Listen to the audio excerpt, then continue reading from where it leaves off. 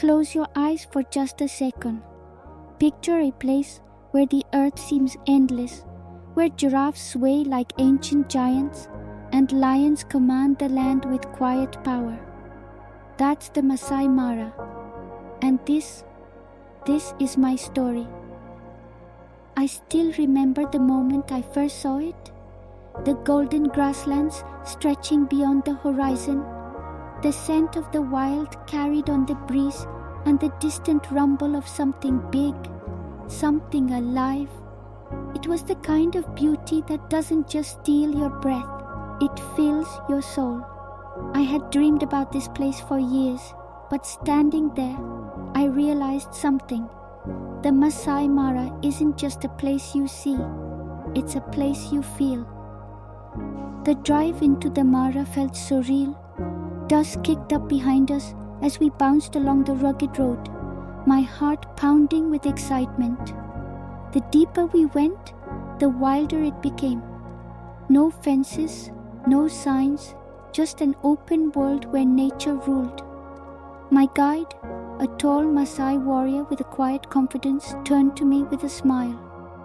"What do you want to see first?" I barely had to think. "Lions and maybe a cheetah." He nodded. "Then you're in the right place." And just like that, my adventure had begun. Not even 10 minutes into the drive, I saw them. A family of elephants moving gracefully through the savannah, their enormous frames glowing in the morning light. I held my breath.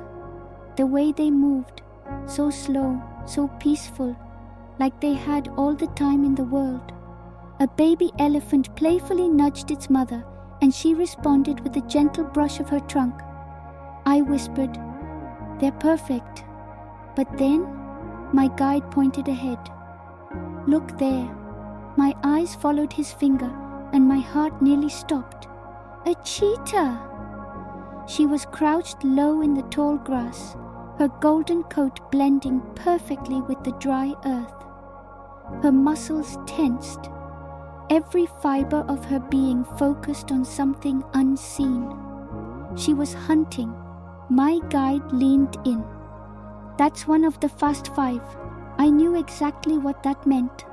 5 male cheetahs, an unstoppable hunting coalition. They weren't supposed to hunt in groups, but these 5 had rewritten the rules. I watched, my breath caught in my throat as the others emerged from the grass, moving like shadows.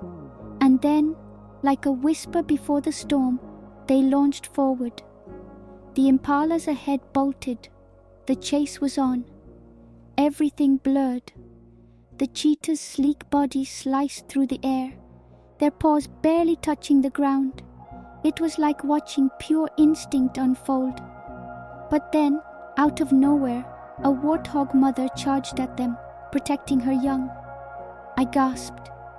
The cheetahs hesitated, startled. The impalas escaped. I turned to my guide, stunned. "Did that really just happen?" He grinned. "This is the Mara. Anything can happen." The next morning, before the world had fully woken, I set out alone with my guide. The air was thick with mist, the grass damp with morning dew. It felt like I was stepping into a dream. And then, we saw her. A leopard stretched lazily across the thick branch of an acacia tree. She was mesmerizing, sleek, powerful, regal, but she wasn't alone. From the undergrowth, a tiny cub emerged, its playful eyes scanning the world.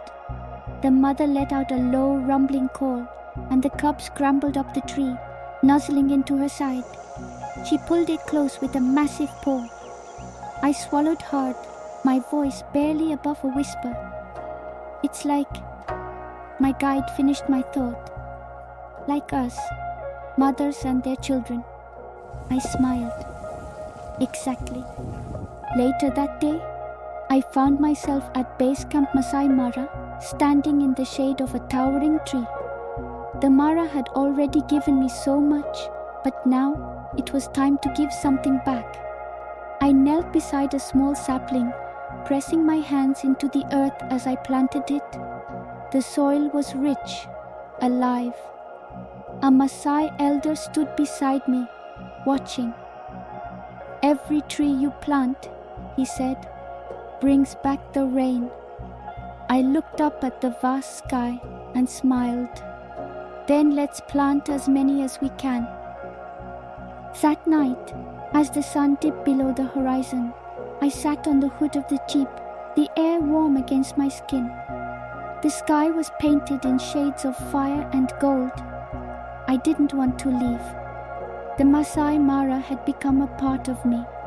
The whispering wind, the roar of a distant lion, the feeling of being truly, utterly alive.